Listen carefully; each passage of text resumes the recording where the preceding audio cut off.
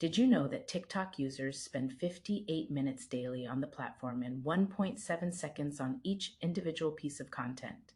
And that teenagers toggle between apps every 44 seconds? We are all swimming in the same overstimulated environment that this week's exclusive is examining, which makes this conversation a little bit meta and a lot more urgent. Welcome to the IADS Retail Park. To those of you who have been here a while, and to anyone joining for the first time, glad you are with us. I'm your host, Maya, and joining me is Anchita Ranka, Head of Analysis and Perspectives at IADS. She is also the author of this week's exclusive. Anchita, you titled the piece The End of the Nudge. That is a strong claim to open with. What made you feel like writing on this topic? Well, the short answer, Maya, is that I kept seeing a gap between what retailers are investing in and what is actually moving consumers. Behavioral nudges, the star ratings, the complete the look carousels, the one click purchase formats were all designed for an audience that is paying attention. And what a growing body of research is showing is that the attention those tools depend on has become genuinely scarce. Herbert Simon theorized this as far back as 1971. A wealth of information creates a poverty of attention. What we are living through now is the commercial consequence of that poverty arriving at scale across every retail market simultaneously. And the numbers that land hardest in the piece are the ones that show how the advertising ecosystem itself is being disrupted from multiple directions at once. You write about AI-generated search summaries, reducing global search traffic by an estimated 15%, Bain estimating that 80% of internet users are getting answers on search pages without clicking external links, and 74% of users citing intrusive ads as their main reason for using ad blockers, which cost the advertising industry $54 billion globally in 2024. When you put those together with the Procter & Gamble finding, cutting $200 million in digital advertising with no measurable impact on sales, it starts to feel less like a series of problems and more like one structural shift. That is exactly the framing, Maya. The P&G example matters as much for what it reveals about the industry's self-awareness as it does for the number itself. One of the world's most sophisticated advertisers concluded that a significant portion of its digital spend was either reaching bots, creating frequency waste through hyper-targeting, or both. The attention was absent or already exhausted. And what surveillance capitalism, Shoshana Zuboff's framework, describes is the mechanism underneath this. Platforms convert raw behavioral data into prediction products sold to advertisers. Social media ad revenue grew 36.7% in 2024. Meta, Google, and Amazon together represent 62% of total worldwide digital ad spending in 2026. The industrialization of attention extraction has reached a point where the paradox kicks in. The more the environment is flooded, the less any individual message works. Which brings you to cultural fragmentation, and something I kept coming back to while reading the exclusive was the observation that summer 2025 had no Barbie moment, no brat moment. Those shared cultural anchors that retail could organize around simply weren't there. Anchita, can you tell us a bit about what happened? Think about it this way, Maya. Algorithms optimized for engagement built the conditions in which a coherent shared culture becomes almost impossible to sustain. When every feed is individually personalized, the overlap between what you are consuming and what someone else is consuming narrows to near zero. Historically, universally experienced media, like a television campaign, a fashion moment, or a cultural event, served as touchstones that generated collective discourse and purchasing energy that retailers could activate around. That infrastructure has dissolved. By 2025, disconnected trends were surfacing without mutual reinforcement. The era of algorithmic micro trends like cottagecore or mob wife had essentially collapsed because consumers started rejecting manufactured movements in favor of something more grounded and offline. And that rejection is actually the opening the exclusive is built around, because it signals a genuine hunger for the connection that shared culture used to provide. And that hunger is where Gentle Monster and New Balance become so instructive as case studies, because they approached it from quite different angles. Let's start with Gentle Monster. The Bratz collaboration you wrote about is such a specific example of what cultural belonging looks like in practice. Sure thing. So, Gentle Monster understood something very precise about how belonging functions, particularly for Gen Z. Pierre Bourdieu's cultural capital theory describes the feeling of knowing a brand's references and quirks as something that confers status.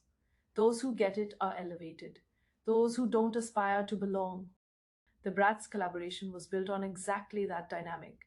The absurdist egg packaging, the Y2K nostalgia, the layers of Korean fashion culture and internet irony, these references were only accessible to someone already fluent in all three. That creates a powerful in group signal. And Emile Durkheim's concept of collective effervescence is relevant here too. When people participate in shared cultural rites, even commercial ones, they produce a sense of collective identity that goes beyond the transaction. The queuing event, the limited drop, the shared reference, these are rituals. Gentle, monster engineered rituals where most brands were still engineering click through rates. And then New Balance is the financial proof of what happens when that approach compounds over time. $3.3 billion in revenue in 2020 to $9.2 billion in 2025, while Nike fell from $51.4 billion to $46.4 billion over a comparable period.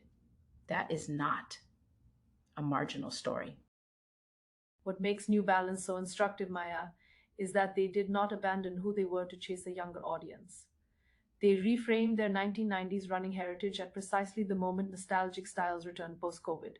And then they chose cultural intermediaries, partnerships with Amy, Leon, Dore, and Kith, whose embedded credibility introduced the brand into communities it could not have reached directly.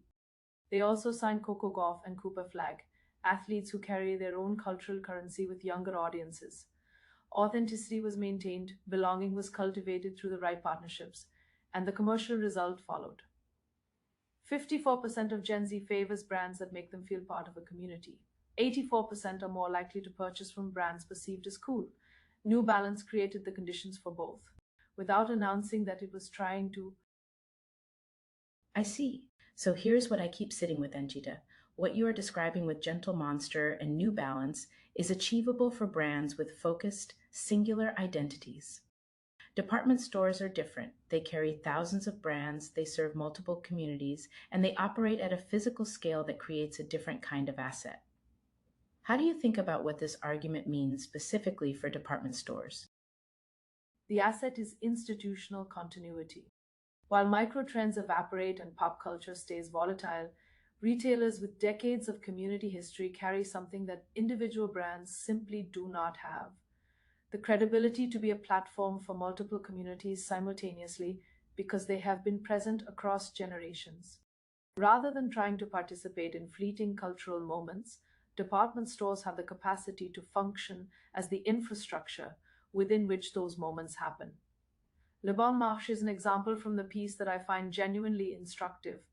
Their rock and roll exposition fostered intergenerational cultural engagement and brought together communities that had not previously shared a retail destination. And that outcome was unplanned. The question I keep asking is what happens when it becomes deliberate? The commercial measure flows directly into the retail media network. A culturally resonant department store earns attentive audiences that no programmatic auction can replicate. As trust in conventional advertising wanes and AI intercepts direct searches, that quality of attention becomes one of the most valuable assets in retail. And that reframe is what I think makes the piece so timely right now, because the conversation in most retail boardrooms is still about improving the nudges: better personalization, smarter targeting, more efficient attribution. Your argument is that those conversations are happening in the wrong register. The nudge only works if the attention is already there. Cultural belonging is how you build the conditions for that attention to exist consistently. The brands gaining ground built rituals that resonated with communities aligned with what they represent. and let influence flow from a sense of belonging. Department stores already have the foundation to do that at a scale those brands cannot match. The decision is whether to build on it deliberately and what that investment actually looks like in practice. Now, the full exclusive is linked in the episode description below. We recommend reading it alongside this conversation because Anchita goes much further into the theoretical frameworks and the retail implications than we had time for today. You can find it on our Substack at IADS. Exclusive Insights. While you are there, subscribe to stay across everything IADS publishes on retail strategy, consumer behavior, and department store transformation. And follow us on LinkedIn at the International Association of Department Stores. So today we touched on how attention is scarce. Belonging is what earns it. Catch us on the next episode.